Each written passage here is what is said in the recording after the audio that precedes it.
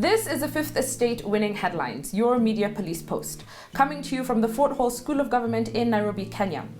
In this segment, we summarize some of the headlines that you may have missed this morning, but we also take a look at some of the political pieces that we call cartoons in this country.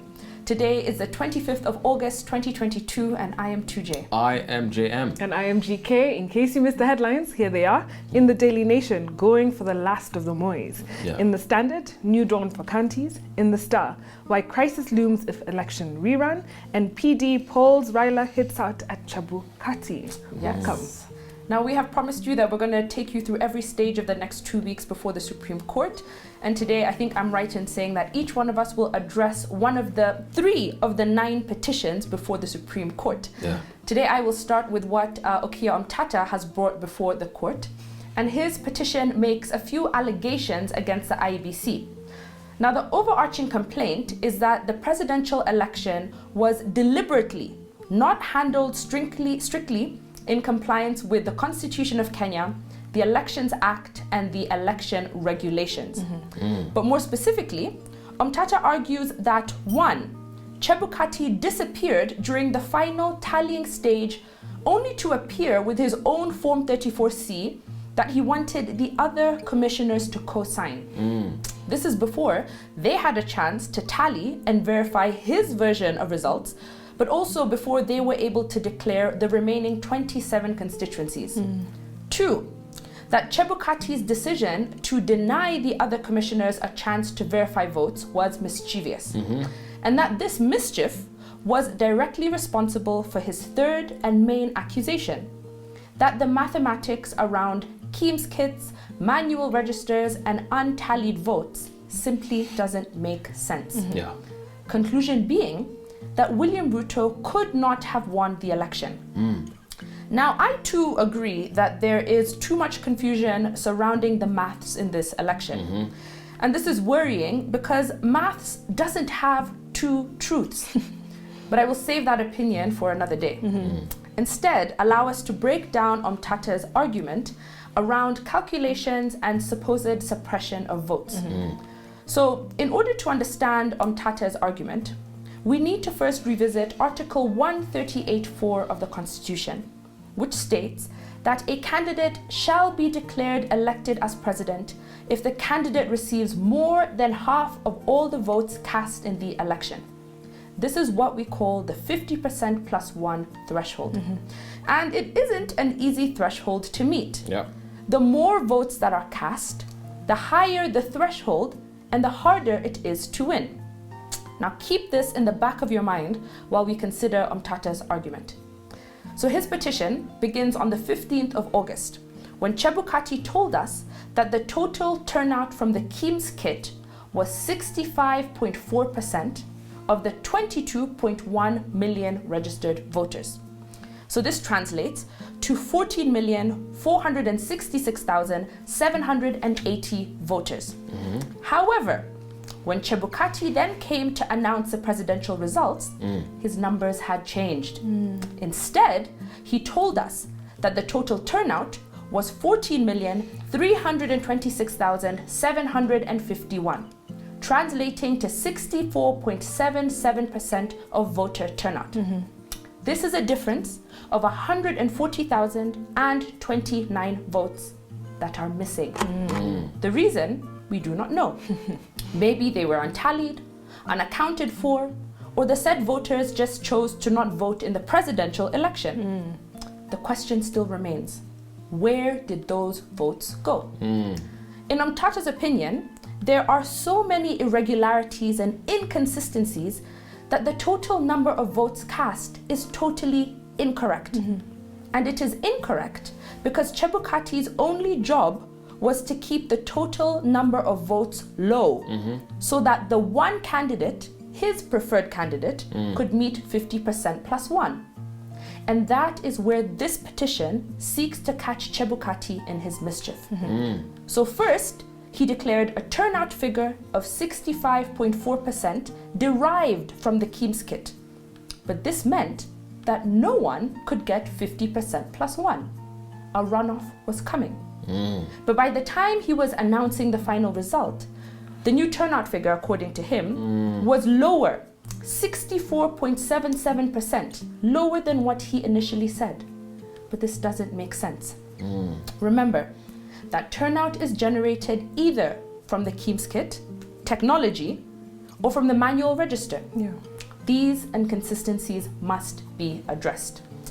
And on that note, a certain UDA IT fellow who likes eggs tweeted during the tallying stage that RUTO would get 50.5% of the total vote. Then Chebukati gave RUTO 50.49. Is it possible then that Chebukati was given a number to reach, and this is how numbers were inflated and deflated to fit that narrative? The math had to math. Right. So today I want to focus on the voter register. While Kenya is set to embrace technology in key electoral processes, such as 1, voter registration, 2, voter verification, and 3, the transmission of results, it is in the first stage of voter verification that things can start to go wrong and eventually mar the whole process. The saying goes, it doesn't go wrong, it starts wrong. The voter register lists the details of everyone who's registered to vote in public elections. It makes sure that only eligible people can vote. Now, the Khalifa petition submitted to the Supreme Court tells us that the IEBC never conducted a deduplication of the voter register, or rather, the elimination of duplicate or redundant information to remove duplicates found after the KPMG audit. Now, why is this important? Cleaning up voter registers is a responsible part of election administration because many people move, they die, or become ineligible to vote for other reasons. And the Khalifa petition argues that the IEBC was not responsible because they did not carry out a biometric verification exercise. Now, a biometric database cannot be deduplicated without a biometric verification exercise. Without this exercise, nothing stops a person from voting multiple times or a user with rogue access to critical databases from voting on behalf of voters whose records are duplicated. Now, we are told this in the petition.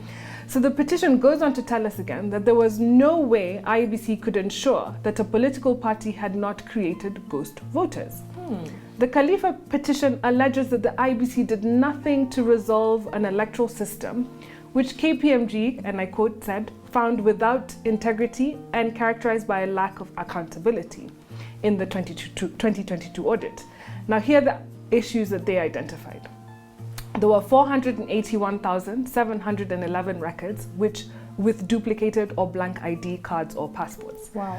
30% of these, which is 144,674, had not been deactivated by the final audit in June 2022. Of 4,757 individuals who had registered more than once, only 24% had been deactivated by the final audit. 164,269 records had invalid document reference numbers in the register of voters when compared with the National Registration Bureau. Wow. This means only 11% of these had been deactivated by the final audit. Lastly, a whopping 246,465 records in the register were also on the list of deceased persons. They were dead. Wow. Now, the Khalifa petition surmises that the duplicate voters in the register is a confirmation that ghost voters were maintained in the register to affect the outcome of the presidential election, in the sense that the declared margin of victory of 50% plus 1 was less than the number of ghost voters in the register. Is it a coincidence that the difference William Ruto won by was a margin of 211 votes, and the KPMG audit found double that number of ghost voters? And lastly, we must ask, why did the IEBC delay in commissioning the audit of the voter register publicly? It should have done so at least 6 months before. It did so only 2 months before the election. And if KPMG made several requests for the audit of the database hosting the registered voters, why did IEBC not provide the information requested in a timely man? Wow. Minor, Good just a questions. question. The plot thickens. Yeah, very many irregularities there. Yeah. Today, I would like to break down the John Njoroge Kamau petition. Yeah. Here are three of his areas of contention in regard to the August 9th election. Number one, Kamau submits that IEBC did not have the jurisdiction to abruptly postpone the gubernatorial, parliamentary, and MCA elections in select parts of the country. He says the Constitution does not contemplate administrative rescheduling of general elections, and is clear, in fact, that general elections are to be held on the second Tuesday in August in every 5th year. Yeah. But the real question Kamau is asking here is this: what is the threshold that warrants a postponement of general elections by IEBC? He contends that perhaps an act of God such as a flood or a locust or invasion, a locust invasion rather, or a volcanic eruption, that is a good enough cause. But that basic mistakes such as a mix-up of the printing of ballot papers or ballot papers meant for Mombasa ending up in Kilifi County, these are not sufficient causes to warrant a cancellation. I mean, the commission, with a whole 7 commissioners, a CEO, heads of department, and hundreds of permanent and pensionable staff, had a total of 1,825 days to ensure smooth execution across 46,000 polling stations. Yes. By comparison, in Indonesia, their electoral commission competently organizes elections every 5 years of 193 million voters across 800,000 polling stations. Wow. Surely speaking. Second, Kamau contends that the postponement of general elections in these spaces was so grave that it materially affected voter turnout to the detriment of Raila Odinga. And here I will give just 2 examples, Mombasa and Kakamega. In 2013, 66% of Mombasa voters came out to vote. In 2017, the voter turnout was 59%. Yeah. Using a historical average of those 2 elections, it then follows that voter turnout should have at least been 63%. Instead, it was 44%. As a result of cancelling the Mombasa gubernatorial race, voter turnout was suppressed by at least 19%. 19% of Mombasa equals 122,000 voters, majority of whom would have voted for who? For Baba.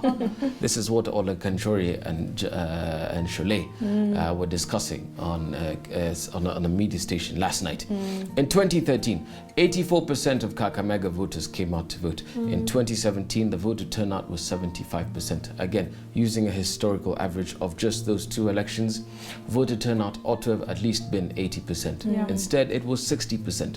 On account of cancelling the Kakamega gubernatorial race, voter turnout was suppressed by at least 20%. 20% of Kakamega equals 169,000 voters, majority again of whom would have voted for Baba. This is what Olen Kanchori was saying. Now, these 2 counties combined witnessed a voter suppression equal to 291,000 votes. And that is what Kamau is contending. Now, number 3, finally, Kamau delves into the division we witnessed between the commissioners. He notes correctly the deliberate wording of Article 138.3 of the Constitution, which says as follows: after counting the votes in the polling stations, the IEBC shall tally and verify the count and declare the result. Note, not the commissioner, but the commission, not the chairman, but the commission. Therefore, meaning that as a matter of process, the commissioners ought to have agreed on the manner in which the final results were arrived at. They should have done so either through a unanimous decision, or if not, then by a majority of the members present and voting, as the IEBC Act says. Chebukati would have done well to remember, as the courts are so fond of reminding us, that Kenya is a deliberative democracy, meaning that any legitimate lawmaking and decision-making of public institutions stems from the public deliberation of citizens and the persons, note, not the person, but the persons that those citizens have put in charge to run our public institutions and our public affairs. That is the whole essence of something called public participation in the Constitution, that the courts are always reminding us of. Yeah. And it is by extension also the logic by which public bodies are supposed to run their affairs. Yes. So according to Kamau, when Chebukati unilaterally announced results, he acted ultra virus. That, in sum, is a summary of the John Njoroge Kamau petition. Fantastic. Thanks for putting those affairs in order for us. Wow. I want to put to you that the Star gets our winning headline Agreed. for lifting the veil of ignorance, because what will happen if we're in a holding pattern for this election cycle. Thanks for joining us this evening. Don't forget to subscribe to our YouTube channel, but also find us on TV. We're on Pang Free to Air, Star Times, and GoTV.